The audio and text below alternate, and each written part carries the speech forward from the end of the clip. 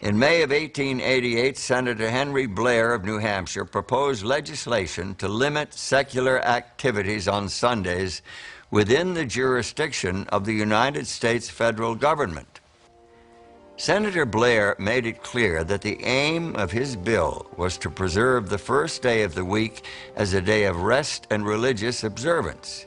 The bill was referred to the Senate Committee on Education and Labor, where Blair was chairman. Among those who raised objections to the proposed legislation was Alonzo T. Jones. Sir, you may speak of the power of the majority in social and civil matters, but there is no majority, however large, that can invade the territory of a man's religion. Not in this land, not under our Constitution. Mr. Jones, you fail to recognize the right, or more importantly, the responsibility of the state to protect the welfare of the people as a whole. Senator, it seems that you fail to recognize the clear distinction between man's responsibility to the state and his duty toward God. The first, he must render under the force of law. The second, duty to God must be carried out only under the force of love, and that freely, voluntarily. No law can command love. But the law of the state must protect the people to carry out their duty to God. Our Sunday law is written to ensure the preservation of the Lord's Day for the benefit of the people. An admirable goal, Senator Blair, but completely unnecessary. Our Constitution already recognizes the rights of the people with respect to their religion. Your Sunday law would add nothing to our fundamental freedoms. It would rather add restrictions. I'm afraid, sir, that you are blind to the realities of our age.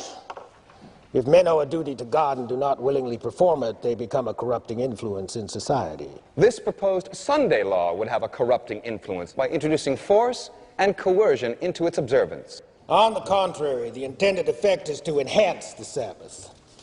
If men do not consent to honor the Lord's Day, if their actions on that day are unrestrained by civil law, excuse me, then they trample on the very rights of those who would honor and observe the day as holy unto the Lord. With all due respect, Senator, can you not see that your Sunday bill proposes to trample on the rights of the religious minorities? Do you really want to revert to those dark ages where church and state united to force men to violate their conscience and conform to an officially established religion? Now, that is an unworthy comparison, sir. Our Sunday law is for the ultimate benefit of the whole society. Is it not a legitimate function of the state to legislate on behalf of the common good? The common good of which you value so highly is not served by restricting the rights of one man's conscience in order to enlarge the rights of another. It is best served by the freedoms upon which this republic was established. State-sponsored religious coercion defies the clear intent of the Founding Fathers. But this law provides an exemption for those who wish to worship on another day. Jews, Seventh-day Baptists, your Seventh-day Adventists, for example, who observe Saturday as the Sabbath. So where's the problem? The problem is... Why, just this morning, a Mrs. Batum of the Women's Christian Temperance Union addressed this committee in support of such an exemption.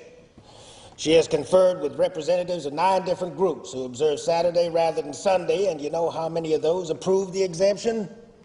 All of them. Every single one.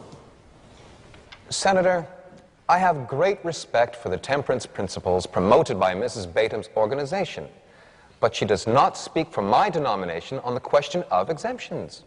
Come now, Professor Jones, are you about to object to exemptions that would certainly benefit your group and several others? Yes, sir.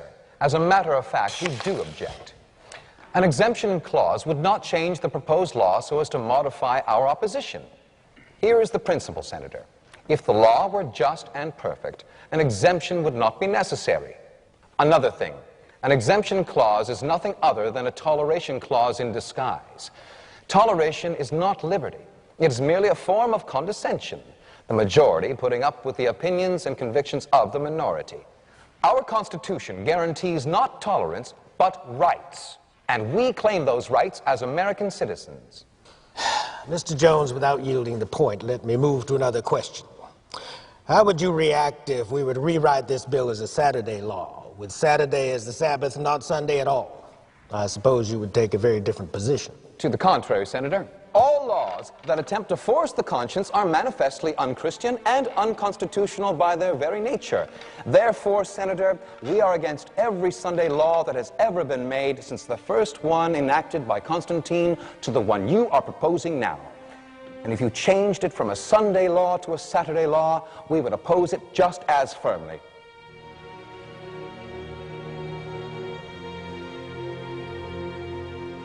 Senator Blair's bill never made it out of committee, but there were already plenty of other Sunday laws, which are commonly called blue laws. In fact, in America today, 49 of the 50 states have laws protecting Sunday.